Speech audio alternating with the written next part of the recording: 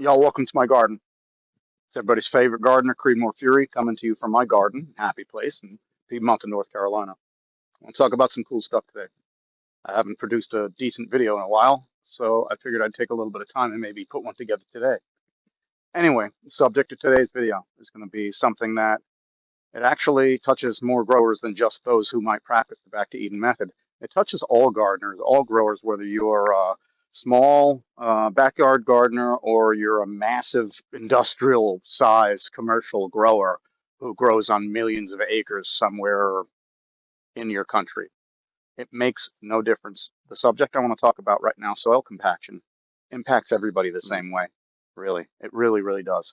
And I've got some solutions, and I've got some examples, and I've got some information on how to actually quantify the compaction of the soil, how to make sense out of it, how to define it, how to determine what it is. Y'all know I'm a long time practicer of the Back to Eden method, something that I learned through Paul Gauci, the systems, essentially the systems creator, for lack of a better description. He is the one who created the method that we do, and it's something that I apply to all of my really important grow zones.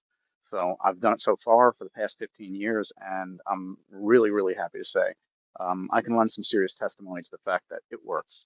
It works really well. The concept, the principles, everything about it, it all works. You can do it with faith, you can do it without faith. It makes no difference, but it works best with faith. And it works best with the understanding that you can't bring trash into your temple, so don't bring trash into your garden. And we should be looking to manage our gardens in ways that our forefathers would have managed them, using methods that our forefathers would have used. And by that, I mean the ones who weren't necessarily involved in commercial practices. They were all up against the same issues. Heavy soil compaction from whatever natural forces occurred impacted everyone equally. It impacted them if they were, a part of a bustling society somewhere trying to grow hundreds of hectares of single fruit or mixed fruits or single vegetable or mixed vegetables or wheat or rye or barley or some other form of grass or, um, millage. um, Soil compaction would have impacted them the same as it does me at my small farm. And soil compaction impacts y'all who have these little tiny little city outcropping farms, on a quarter of an acre. Soil compaction impacts y'all too. It impacts the species of plants that will grow there successfully. It impacts the grasses and the weeds that will hang out there. It impacts everything on a rather grand scale. It even impacts the small scale grower. And I'm probably speaking to you right now, small scale grower. So let's move on. Why something like this so important to understand? Y'all know what this is? It's called a penetrometer. Okay. And I'll show you right here if I can turn it in towards the camera. That right there shows PSI. As we insert the rod into the ground, it tells us how many pounds per square inch of force it's taking to insert it into the ground. And this tool allows us to assess all sorts of, well, any kind of dirt, basically, any kind of soil. If you're assessing soils in particular, and they happen to be living soils, it's going to go through living soils very quickly and with very little resistance. The only time you're going to run into problems when you're trying to push a metal rod, by the way, this is a metal rod, through concrete earth, through compacted red clay, through compacted sandstone, through compacted caliche.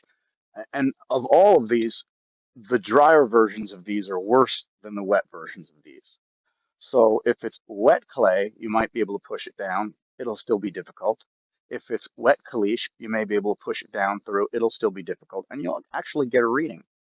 And this is where the back to Eden method comes into play. You see, with the back to Eden method, we're covering the native earth with organic materials, and those organic materials are then helping to hold in a whole host of, well, kinetic chains. In particular, is the soil microbiology will live and exist in oxygen regions above the native earth.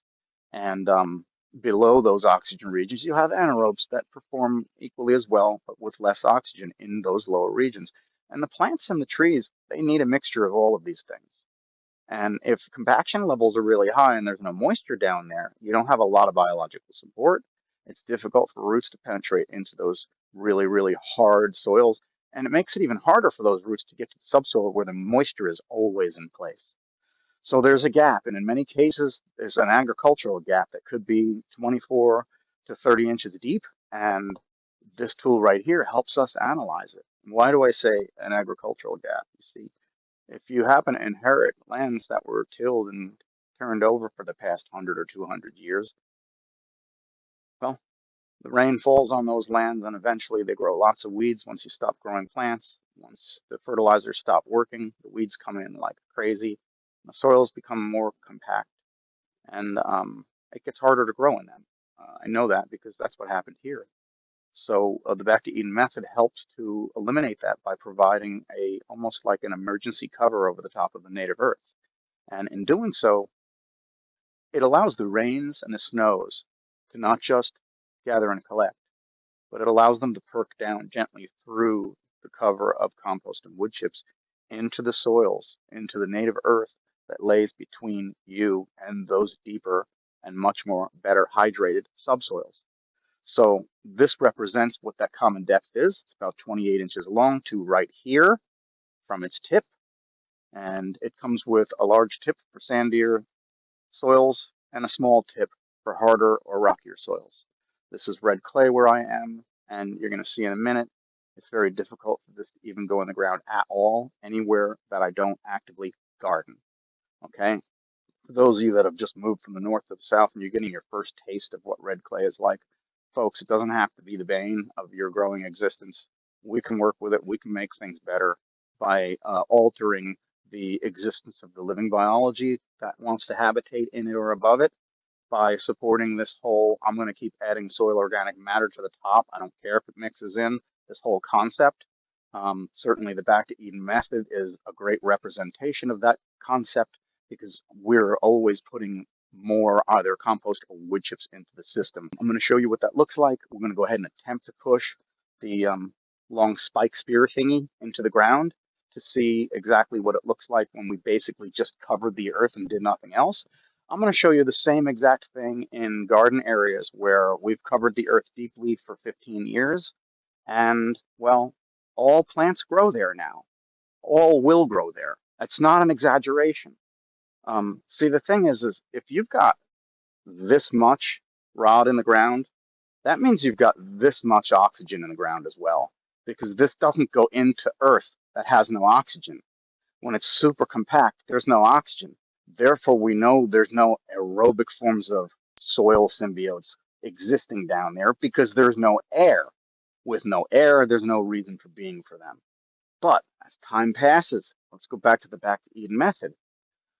Well, moisture is being banked into the wood chips. It's being banked into the earth beneath the wood chips. It's being held in suspension long enough for life to come back to the table and to become impactful.